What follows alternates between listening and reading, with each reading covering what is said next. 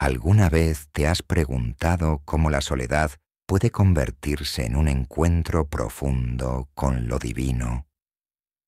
En este video exploramos la vida de Teresa de Ávila y revelamos cómo, en la intimidad de su celda, descubrió el poder transformador de la oración mental. Prepárate para conocer una práctica que no solo cambió su vida, sino que también puede cambiar la tuya. ¿Has vivido alguna experiencia espiritual profunda, en silencio o en soledad? Cuéntanos en los comentarios cómo la oración o la meditación han impactado tu vida. Leemos todos. Para Teresa de Ávila, la oración mental no es una técnica ni una obligación, sino una relación viva con Dios. En su obra El libro de la vida, ella afirma que orar es tratar de amistad, estando muchas veces tratando a solas con quien sabemos nos ama. Esta definición sencilla y profunda revela la clave de toda su espiritualidad: el encuentro íntimo con Dios como una presencia amorosa y constante en el alma. En la celda solitaria, Teresa descubre que no necesita palabras elaboradas ni fórmulas complejas. Lo que importa es la disposición del corazón. Su oración nace del silencio, del deseo sincero de estar con Dios y de la conciencia de su presencia interior. Este enfoque marca una ruptura con la religiosidad exterior de su tiempo, muchas veces centrada en ritos mecánicos, y la sitúa como precursora de una espiritualidad profundamente interiorizada. La conexión con Dios, para Teresa, se cultiva como una amistad real, con tiempo, intimidad, sinceridad y perseverancia. Ella no oculta sus momentos de sequedad o distracción. Por el contrario, reconoce que estas dificultades forman parte del camino. No se trata de lograr visiones o emociones extraordinarias, sino de permanecer en fidelidad, incluso cuando no se siente nada. En este primer paso, Teresa nos invita a entrar en el castillo del alma, donde habita el Rey. La oración mental es la llave que abre esa puerta interior. A través de ella la persona se va transformando lentamente, porque no puede estar con Dios y seguir siendo la misma. En su celda, Teresa encuentra no solo consuelo, sino una revolución espiritual silenciosa que comienza con una decisión simple: estar presente ante la presencia. Estar presente ante la presencia, como lo vivía Teresa, exige un entorno propicio, y ese entorno nace, sobre todo, del silencio. Tras descubrir la oración como amistad, ella comprende que el silencio no es una ausencia, sino una plenitud. En su celda, el ruido del mundo se desvanece y queda el espacio abierto para escuchar a Dios que habla al corazón en lo secreto. Para Teresa, el silencio exterior facilita el recogimiento interior. No se trata solo de callar los labios, sino de aquietar la mente, calmar los pensamientos dispersos y centrar el alma en lo esencial. Esta práctica, que puede parecer difícil en un inicio, es para ella una puerta hacia la verdadera intimidad espiritual. En sus escritos, Teresa insiste en que el alma no se ha de cansar de comenzar y comenzar, porque cada vez que entramos en silencio, abrimos una nueva posibilidad de encuentro. La celda solitaria se convierte, entonces, en un santuario vivo. El silencio allí no es vacío ni soledad árida, sino espacio habitado. Dios está presente en ese silencio, esperando al alma con ternura. Teresa llega a experimentar este estado como una especie de reposo interior, donde cesa toda agitación y el alma descansa, no en sí misma, sino en aquel que la habita. Así, el silencio se transforma en un acto de amor. No es pasividad, sino apertura. Es el lenguaje de quienes se entienden sin palabras, como dos amigos que se miran sin necesidad de hablar. En esta dimensión silenciosa, La oración mental florece y comienza a producir sus primeros frutos de transformación. Serenidad, humildad y un deseo creciente de vivir cada vez más centrada en Dios. Del silencio brota una fuerza serena. Teresa de Ávila, al adentrarse en el silencio sagrado de la oración mental, no solo encuentra consuelo, halla también una fuente de fortaleza profunda para enfrentar las múltiples pruebas de su vida.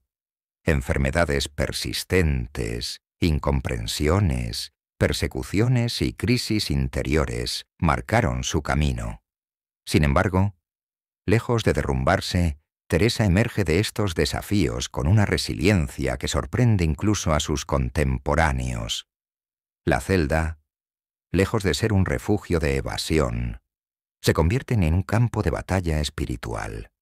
Allí, Teresa enfrenta sus propias dudas, tentaciones y noches oscuras del alma. Pero lo hace desde una certeza interior. Dios no abandona a quien lo busca sinceramente. En los momentos más duros, su oración no se interrumpe. Al contrario, se vuelve más intensa. Es en ese diálogo interior donde encuentra el coraje para perseverar. En una época en que las mujeres eran silenciadas y los reformadores eran vigilados con sospecha, Teresa se mantuvo firme. Y fue en la oración mental donde encontró su voz más auténtica. No se dejó vencer por el miedo ni por la crítica, porque sentía que Dios mismo la fortalecía desde dentro. Su experiencia muestra que la oración no nos aleja de los conflictos, sino que nos prepara para enfrentarlos con humildad y determinación. Teresa enseña que orar no es solo buscar consuelo, sino también recibir la gracia de la fortaleza. En la celda, rodeada de silencio, con el cuerpo debilitado y a veces sin sentir a Dios, ella continúa, y esa perseverancia la transforma, no en una mujer invulnerable, sino en una mujer profundamente enraizada en lo esencial. En su debilidad, descubre la fuerza que solo puede venir de un Dios que habita en lo más íntimo del alma. En ese proceso de fortalecimiento interior, Teresa descubre un movimiento contrario al que el mundo propone. Cuanto más se retira del exterior, más libre se siente por dentro. Su celda no es una prisión, sino un espacio de libertad. Alejarse del bullicio y de las exigencias del entorno no es una huida, sino una elección consciente de centrarse en lo eterno. Teresa vive en un tiempo de grandes tensiones eclesiales, normas rígidas y control social, especialmente para las mujeres, pero ella encuentra en el recogimiento una forma de subversión espiritual. Al cerrar la puerta de su celda, abre la puerta del alma. La clausura no la encierra, la libera del ruido que impide escuchar a Dios con claridad. Esta elección de vida no es fácil, pero para ella es el único camino hacia la autenticidad. La libertad interior que Teresa experimenta no depende de las circunstancias externas, sino de la orientación de su corazón. En sus escritos señala que no está la cosa en pensar mucho, sino en amar mucho. Ese amor no nace de una voluntad agitada, sino de una entrega confiada. Al desprenderse de lo superfluo, Teresa va descubriendo lo esencial, que Dios basta. El retiro del mundo también le permite a Teresa discernir con mayor claridad sus movimientos interiores, sus deseos verdaderos, sus apegos y resistencias. Esta conciencia es un paso fundamental en su camino de transformación. Retirarse del mundo no significa despreciarlo, sino aprender a vivir en él sin ser esclava de sus falsas promesas. Así, en la soledad elegida, Teresa alcanza una forma de libertad que no depende de permisos ni condiciones externas. Es una libertad conquistada en el silencio, en la oración y en la entrega confiada a aquel que la llama desde dentro. Una vez retirada del ruido del mundo y establecida en la libertad interior, Teresa de Ávila emprende un viaje aún más profundo: el conocimiento de sí misma. Para ella, la oración mental no es sólo un medio para hablar con Dios, sino también un espejo donde el alma puede verse con claridad. En el silencio de la celda, sin distracciones externas, la mirada se vuelve hacia adentro y comienza un descubrimiento transformador. Teresa utiliza la poderosa imagen del castillo interior para describir la complejidad del alma humana. En esta metáfora, el alma es una morada compuesta por múltiples estancias, cada una más próxima al centro donde habita Dios. El autoconocimiento es el recorrido por estas estancias, donde el alma se enfrenta a sus luces y sombras, reconoce sus miserias, pero también su dignidad como criatura amada. Este proceso no está exento de dolor. Teresa reconoce que al mirar hacia adentro, muchas veces se descubren apegos, vanidades, temores y pecados que antes se ignoraban. Pero no hay transformación sin verdad. La oración mental actúa como una lámpara que ilumina rincones ocultos, no para juzgar, sino para sanar. El autoconocimiento, en la espiritualidad teresiana, es inseparable del conocimiento de Dios. Cuanto más se conoce a sí misma, más admira la misericordia divina. Cuanto más se acerca a Dios, más comprende su pequeñez. No se trata de introspección narcisista, sino de humildad lúcida. Este viaje interior, iniciado en el silencio y sostenido por la oración, se convierte en un camino de purificación. Teresa se va despojando de falsas imágenes de sí misma, y al hacerlo, se prepara para un encuentro más auténtico con Dios. Conocerse a sí misma es, en definitiva, una forma profunda de abrirse al amor transformador. La medida que Teresa de Ávila avanza en su camino de autoconocimiento y entrega, comienza a experimentar fenómenos espirituales extraordinarios. Estas vivencias místicas no son buscadas, sino que surgen como fruto de su intimidad creciente con Dios. Teresa insiste en que estas gracias no son mérito suyo, ni signos de santidad automática, sino dones gratuitos que deben ser acogidos con humildad. Entre las experiencias más destacadas están los éxtasis, las visiones y las locuciones interiores.